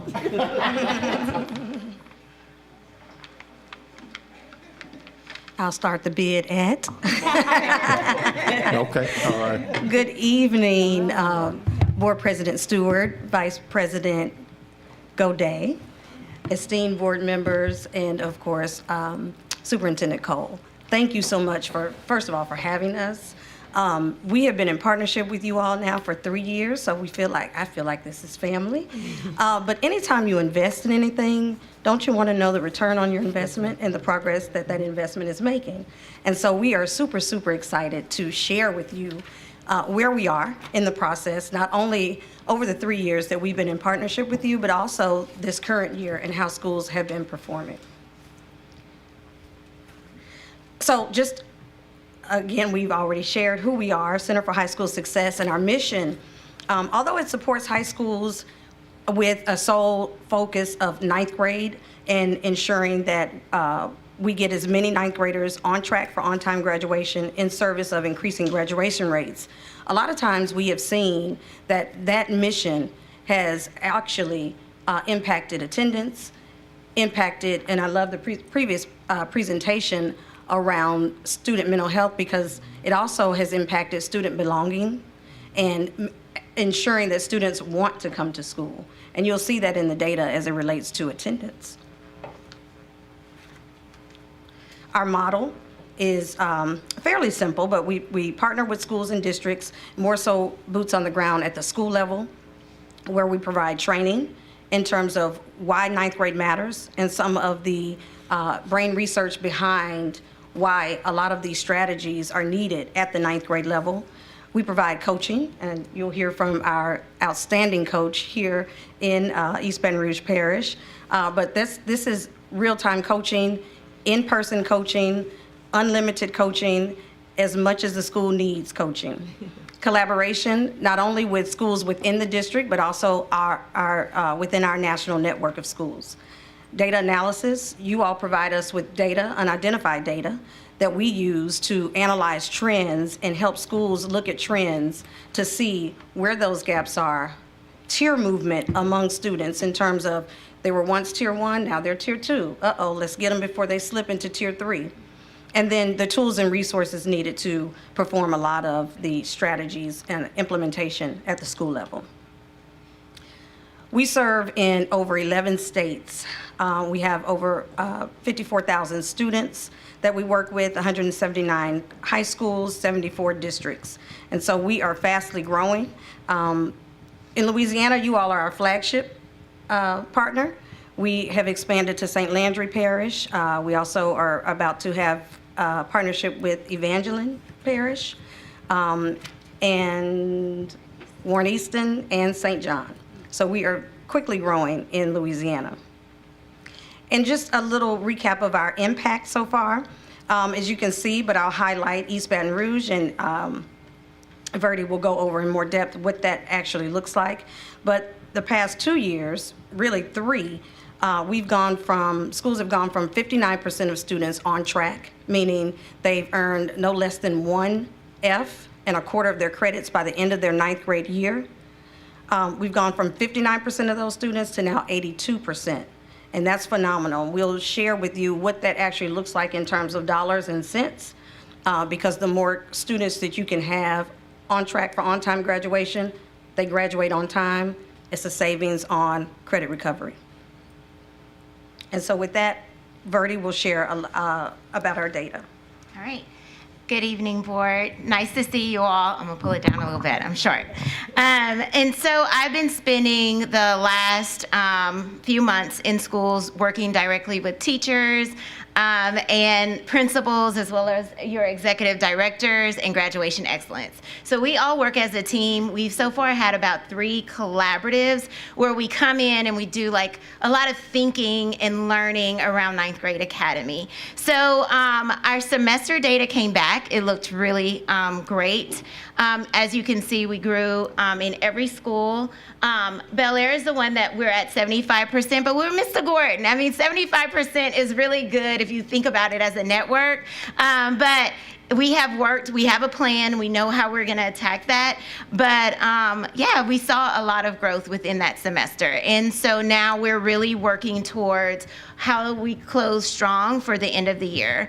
And so we're gonna have another collaborative sometime in March, and so right before testing, so we could dive right into that work. But I'm super proud of our schools because our principals have really had an open door policy, and we've been doing a lot of coaching as it relates to 9th grade academy and also with teachers. So for semester 1, and that's the most recent data that we have, last year we were at 75%, 23-24, and now we saw it increase to 85%. So our schools are working. Attendance. So the way this looks is 42% of our students at 23-24 and 32% of our students was at around that 91% attendance. As you can see, we move into 24-25 when the data came back. It was showing 72% at 91% and then 22%. So you saw that we see a move from the 80 to 90 and growth to the 91%. So when kids feel like they belong and we're sitting down, we're identifying students, we're going through their data. And you'd be surprised when we sit in kid talks, for instance, at Northeast High School, teachers know their students. they understand what is going on, and we're able to get a better understanding. Maybe life is happening, and we're able to put in interventions, and it's not always about grades. Sometimes it's about someone's might have had a parent that passed away, so we need to get the counselors in, and we do a lot of work when it comes to that, because we service the whole child. It's not just grades, right? All right, and as we look at ELA, math, and science, we just pulled a little data from 23-24, and then what that looks like for 24-25. And that's just district failure rates by course. So you see a decrease in English, math, and science. And we recently celebrated Tara. Tara is a model school for CHSS, and Mr. Heyman has done a lot of great work there. They're currently a C, and Mr. Heyman has really prioritized ninth grade academy. I still work close with Tara High School, and they're doing really great things. But today I have Mr. Fontenot with us. Mr. Fontenot and his team was just recognized by our national network. They saw a 25% increase in on-track rates. And so I just want to give them a little time to talk to you all about that in our collaboration. But that just takes really great work from the principal, lead teacher, as well as the teachers in the school. So that's really a lot to be celebrated. So, Mr. Fontenot.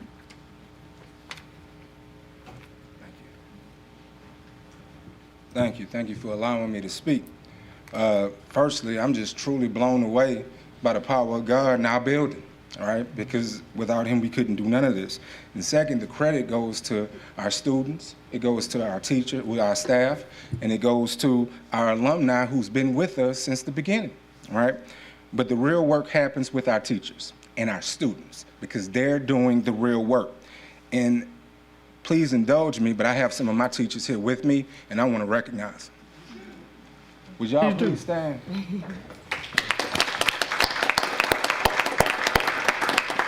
These folks have been, I'm a little taller. These folks have been with me at multiple schools, and these folks have achieved turning schools around, multiple schools, and they haven't failed yet, and I don't think they're gonna fail here, all right? The next thing I want to talk about is strategic positions. That's my job, to put folks in strategic positions and give them the tools necessary for them to win. And what I mean by that is we took some, not all, but some of our stronger teachers, and we put them with our ninth grade students. And we did that so they can understand what it means to be high school students. Then we met with Ms. Baptiste as a team regularly, right? We looked at data consistently. And then we took it a step further and we did grade book audits, right? So I was auditing, my team was auditing those teachers' grade books, and what that does is it allows you to catch trends of what's going on inside of those classrooms, because if you see the same kid getting an F, well, I know I need to talk to that kid. It allows you to have accountable conversations with the children. That's what it does. But it also allows you to have accountable conversations with the teachers, because what if you have too many Fs? Right? Because it should be a curve, right? The next thing we did, and I'm moving, and then I'm going to sit down, right? The next thing we did is we have a makeup policy, right? Because what if you didn't turn in an assignment, right? But you got that assignment done perfectly. Well, you may not be able to get an A, but you can get a B, or you can get a C. Anything is better than an F, because an F demoralizes a child. You can't come back from a certain F, but you can come back from a C. You can come back from a D. It really just comes down to treating students the way you want to be treated when you make a mistake, or the way you want your child to be treated when that child makes some mistakes. We ask that you continue to be patient with us, because we still have more work to do, but we are still coming, and it's always a great day to be in line. Thank you. And it was really great to see this growth. And I've been spending a lot of times in schools. And like I said, it's really been a great relationship. At this point, all our schools hold their own data. So they are looking at data weekly, bi-weekly. We're monitoring students. And so that's something that I don't do. Like when I come in, the data is pulled. We understand what we're looking for. And we're spending a lot of time even talking through mindset shifts, right? And so how do we do that at a school level? How do we get teachers invested? How do we have good collaboratives? So we're just doing some really great work, and I'm excited about that. And lastly, again, as we promised, just the return on investment. What does that look like in terms of dollars and cents? We've heard what it looks like in terms of student success, which of course is what we all want, but we know money talks. And so over the 3-year partnership that we've been with East Baton Rouge Parish, the data states that we've had or shown, the schools have shown a 23 percentage point increase in terms of their on-track rate. So what that means is over the 3 years, there are 615 more on-time or more students that are on track for on-time graduation, which has resulted in an additional 554 graduates, which has saved $789,000 around in terms of credit recovery, because we know in high school you have to earn the credit in order to graduate. If they don't earn the credit, they have to go back and recover. That costs money. There are systems, there are people that need to be paid in order to get that done. But when kids are on track, they don't need that, and so that saves money. And then in terms of additional state funding for kids attending on a regular basis is $7 million and some change. And so with that cost savings over the 3 years, it's been about a $7,910,000 savings. The cost of our services over the last 3 years, on average, has been about $260,000. So for the 3 years, it's been $698,000. If you compare that to the savings, it's only an 8.8% cost.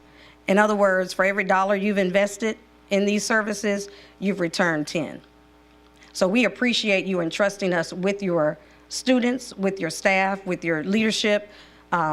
The partnership has been invaluable. This is one of the, I tell at the collaborative or at the Terra visit, I've shared that this is one of the partnerships, a true partnership with district, school, and us. It's really full circle, and it's been invaluable, and it's shown in the data.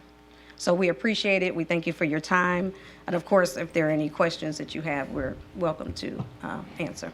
Oh, yeah, most definitely. We have some of our board members in the queue. Ms. Paul Lewis. Thank you. Thank you so much for this data. I just want to share that I was really concerned about some of our schools that were not showing the growth with CHSS last year around this time, and to see the improvement, at Capitol. Congratulations, Mr. Fontenot. To see the improvement at Glen Oaks, at Estruma, at Broadmoor, and at Scotlandville as well is definitely phenomenal. I think that those were some of the lowest, even based on your data chart that you have here. And Ms. Baptiste, because I know you, and I know that Bel Air is one of your babies, I know that that number is going to improve as well. Also, I wanted to share too on the table that talks about district failure rate by course. Personal pet peeve, I don't see social studies or civics anywhere on here, and I know that we will, civics is now a tested subject. Yeah. So I would love to see data that relates to that as well, because our kids will now take a LEAP test in that area and be expected to score proficiently. I can send that data. I'll give it to Miss April, and Okay. y'all have it this week. Okay, Yeah, thank you, it's thank fairly you. easy to pull. Thank you, thank you. And then lastly, again, Mr. Fontenot, I know that I recently reached out to you. I'm hoping that we can begin to develop the histories of our local high schools to help to build pride for our students. I'm hoping that that's something that we can see that will be implemented with our 9th graders moving forward. It helps to build their pride in their school, and hopefully it will help as well with behavior issues and things of that nature as well. Thank you. Thank you, Ms. Lewis. Mr. Lannis? Thank you, Madam President. First, huge congrats. If I had a hat, I'd tip it. You all are doing phenomenal work. Just to add some more data to give people a critical understanding of how dire the need was that we have programs like these. In East Baton Rouge Parish, roughly, I want to say about 80% of our students fall below the poverty line. Of that number, 52% nearly, before COVID, because I want people to understand COVID largely exacerbated this issue or this problem that we had. They were not either graduating on time or they were dropping out of school. And there was no clear way of how we track that and how we get them caught back up to speed. But because you all have been doing this in the way that you have tracked it and the systems that you have created, you put us in a whole nother playing field. So again, I tip my hat to you. Thank you. Thank you. The question I have, however, and it's not a bad question because all of this data is showing that we're trending in the right direction.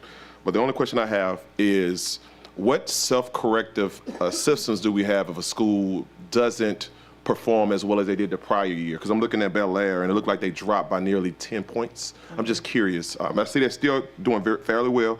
75% those students are where they need to be in terms of the first year or freshman year. But what corrective actions or self-corrective systems are you all using to get a school caught up to speed if they fall from the previous year? Yeah, I think it's always changing, right? So you have leadership changing. Sometimes we have team leaders changing. Teachers are constantly changing. And so where we find that win is within those collaborative spaces, right? And so really taking time to meet with those principals when we start to see numbers adjusting or like moving. Within like our teacher meetings, we're talking through several things. There'll be mindsets, but really following that student data. Now that we're at this point, we have things like, our district is lucky, we have things like Back on Track. So a lot of our students were put in Back on Track from Bel Air, this Back on Track session, right? We know that we're gonna have to recover students in the summer as well, because they've already not completed that particular grade, right? So they already made that F in that grade. So we're utilizing Back on Track in summer school for those students. So we're gonna try to move those students back on track because the goal is we don't want repeaters within the 9th grade. What we do want is, first time 9th graders coming into 9th grade. So I think it's just a work with everybody. It's like the executive directors come in, we have those conversations with the executive directors on how we could best support. We meet with principals, we have collaboratives where they're learning from each other. And so sometimes it's just like adjustments that happen. So we coach a lot around a lot of things. So we have a roadmap, and within that roadmap, it tell us exactly what phases we're in. So a school could be in phase 2, but you have adjustments that you might move back to phase 1. So then we coach you up to get back to that phase 2. So it's just strategies that we put in place and really use our roadmap to get us there. Thank you. You answered my question. Just to quantify it in terms of numbers, we're talking about roughly 17,000 students that were affected by this before we brought this program on, which is a significant, that's roughly 20% of our student population. So again, kudos, thank you, and thank you. You're welcome, thanks. Thank you. Ms. Soule? Hi, thank you so much. I did not know much about Center for High School Success, so this was very helpful, and I really appreciated the data. One of the questions I have is, so you guys have been in EBR, this is your 3rd year, is that correct? Or 4th. This is 4th. So the kids that started in this would potentially be seniors this year, correct? Okay. So will we be able to get some data on after graduation? Yes. Okay. A couple of other districts have had a cohort of 9th graders to graduate, and we've seen the correlation. One is Camelback High in Arizona, but we've seen the correlation between, and another one we just went to, they're a demonstration school in Indiana, Indianapolis, but the correlation between their on-track rate when they were in 9th grade and the graduation rate when they graduated. And so that's something that we track as well, to show how this actually works. And what schools, especially that have been in at least 4 years, want to do or try to do is move this system into their 10th grade, 11th grade. And we help with that as well. That's not a fee, but we help with that because all it is systems.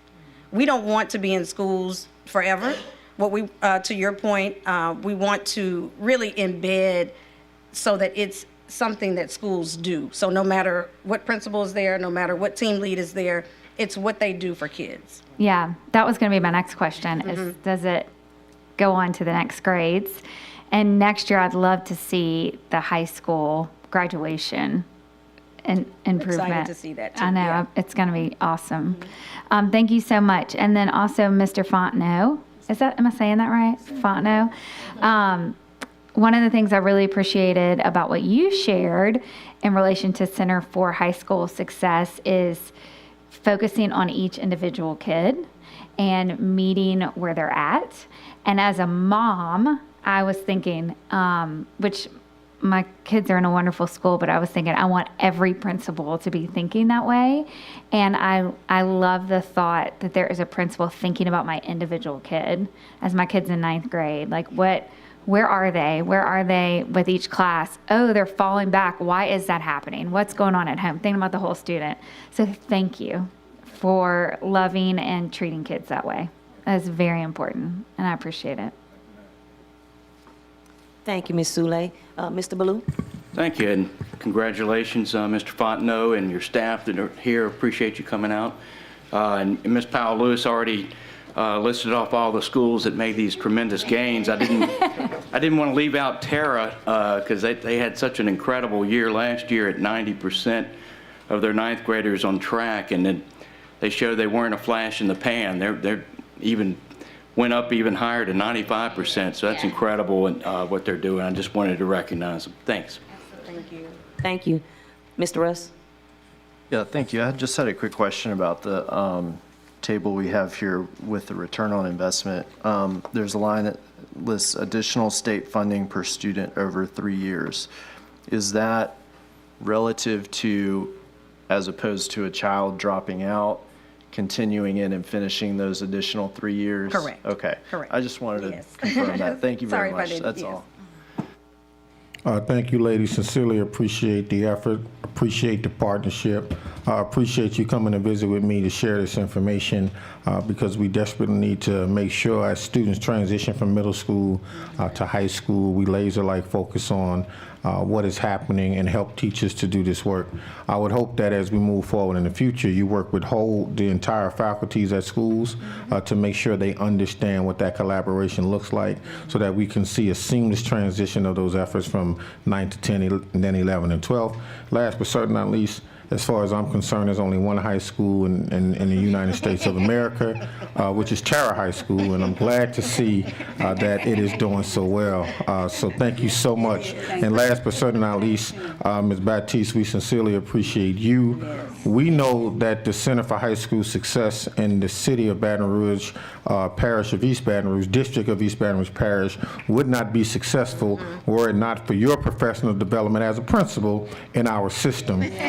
So we appreciate you for pouring back into the school system and want to say to you, anytime you're ready to return, Thank you so much. Thank you so much, We gladly Superintendent have Cole. you. So thank you so much. Thank you. I appreciate that. Thank you, Superintendent Cole. And of course, I had to give some words of encouragement and thank you guys for working with Capital Senior High School, of course, my alumni, and ultimately the best in the district, Red and Go Lions. Thank you all for the staff that came as well, too. We appreciate you, and thank you as well. And Birdie, you know I love you, Birdie. And so with that being said, that concludes Superintendent Cole's presentations. Thank you, ladies. Thank you. And gentlemen.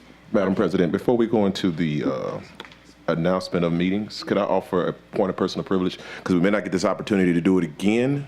I just wanted to send a shout out to our LSU Lady Tigers and the Southern University Lady Jaguars for both making it to the big dance known as March Madness.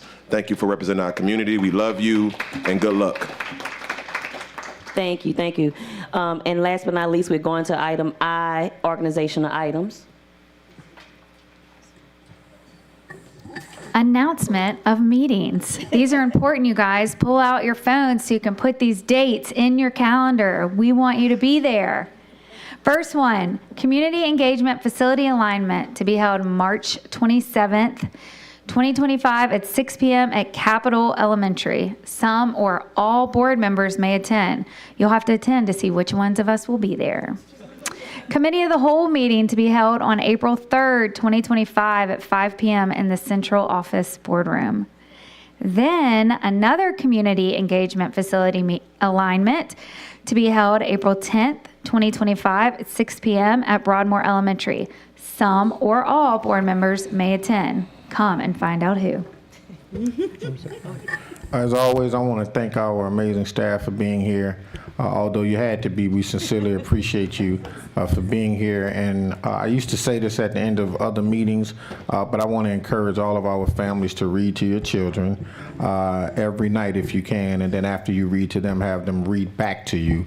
That is the best way to improve student achievement. So we want to thank you for being here. I can't read your lips. At least 20 minutes. Read to your children. Thank you so much. Thank you so much. And Board Member Lewis? We are adjourned. Good time.